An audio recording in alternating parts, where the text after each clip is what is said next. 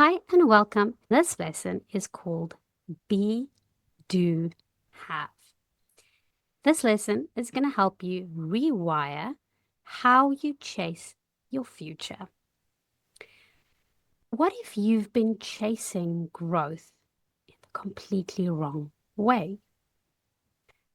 In this course, we have spoken about it all. We've spoken about goals and systems and to-do lists. But there's a sneaky pattern most people fall into when it comes to goals, success, and even self-worth. We think if I do the right things, work hard, study, follow the rules, I'll have the results, the money, the freedom, the confidence. Then I'll finally be who I want to be. Happy, successful, respected. This model is the do, have, be, and it is everywhere. This is how school systems are designed. This is how corporate ladders are built. This is how we've been conditioned to think about effort and reward. Here's the problem. That sequence never quite delivers. Even when we do all the right things, we often still feel like we are chasing something. It's never quite enough. We're not there yet. This is the idea of flipping the model completely on its head. This idea was made popular by Bob Proctor in his book, You Were Born Rich. This book was from 1984, but it is still extremely relevant today. It's a core principle in his teachings on mindset, abundance, and self-image. Most people believe they must first do something to have something in order to be something. But they've got it backwards. You must be the person first, then do what that person would do to have the results that that person would have. This concept has since been echoed and expanded by many leaders in the personal development and success psychology world, including the author Stephen Covey of the 7 Habits of Highly Effective People, who placed great emphasis on character and identity before action and outcome. Jim Fortin, who teaches subconscious identity work and reinforces the idea you don't get what you want, you get who you are. More recently, James Clear, the author of Atomic Habits, builds on this by saying every action you take is a vote for the type of person you wish to become. In all of these versions, the heart of the idea remains identity drives action, and action drives the results. There's the shift from proving to becoming. In this bonus lesson, when you approach your goals from a being state, not a proving state, you move from when I succeed, I will feel worthy to I already feel worthy, so I show up and succeed. What is the be, do, have really about? At its core, it is the be, do, have, and it is leading from identity. It is about recognizing who you are being, your thoughts, your energy, your beliefs, the image. And all of that informs the actions that you take. In turn, it determines the outcomes you experience. It flips the traditional model on its head. And most people operate in this order. Do, have, be. If I work harder, I'll get the results, and then I'll finally feel good about myself. It's all external, it's performance-driven, and often conditional. It relies on outcomes to generate confidence and peace and purpose. How does this new shift look like? It looks like, first, I'm going to be. I decide who I am becoming. Do. I act from that identity consistently. Then I have. Then I receive the results that naturally flow from being and doing. This approach is not about faking it or pretending. It's about choosing identity on purpose, then backing it up with aligned action. An old example might be, once I make money, I will feel confident. That unfortunately rarely happens. The new version, we are going to say, I'm becoming someone who believes in her worth. From that place, I speak up and take bold action. And that confidence brings money in the long run. It's a quieter shift, but it's a profound one. And it brings your power back inwards, where it belongs.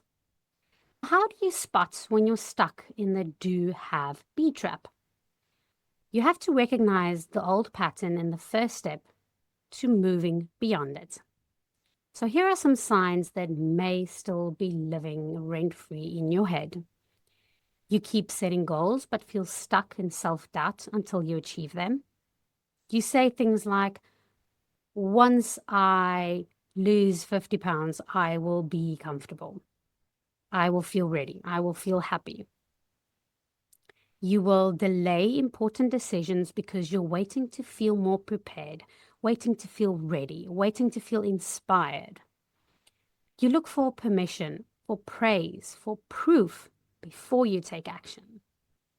Maybe you're waiting for clarity before you take action. And you burn out trying to prove your worth rather than acting from your worth. This mindset is absolutely exhausting, and it keeps your identity hostage to your results. Your identity is dependent on the things you do. Now it is time to reclaim your power. Instead of asking, what do I need to do to get what I want? You are going to start asking, who do I need to be to create what I want? The one question shifts the focus completely from the outside inwards, from proving to becoming. How do we implement this into our daily life? You don't need a vision board or a week-long retreat to start living this way.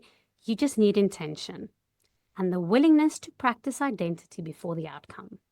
Step one is going to be to decide who you want to be. This is about identity, not about goals. Who is the version of you that already has what you desire? What qualities or mindset does she live by? How does she show up when things don't go as planned? What kind of energy does she bring into a room, a task, or a relationship? Some examples that might help. I am someone who trusts myself even when I don't have all the answers. I am focused. I'm resourceful. I'm calm under pressure. I am someone who finishes what she starts. Instead of focusing on something like, I struggle to finish, which is an act, you are going to focus on something like, I am someone who finishes what she starts. Pick 1 to 3 identity statements that feel true and aspirational to you.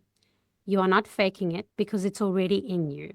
You're just choosing to activate it. Remember that.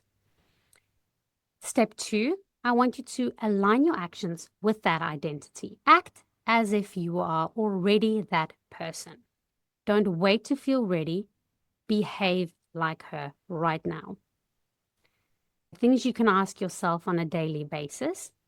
How would this version of me act today? How would she speak to herself? What decisions would she make in this situation?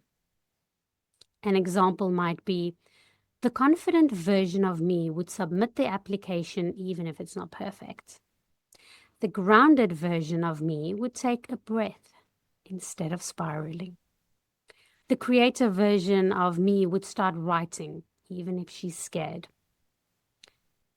This action reinforces the identity. every time you act in alignment, you cast a vote for the person you are becoming. Step 3, trust that the have will follow. This is really difficult though.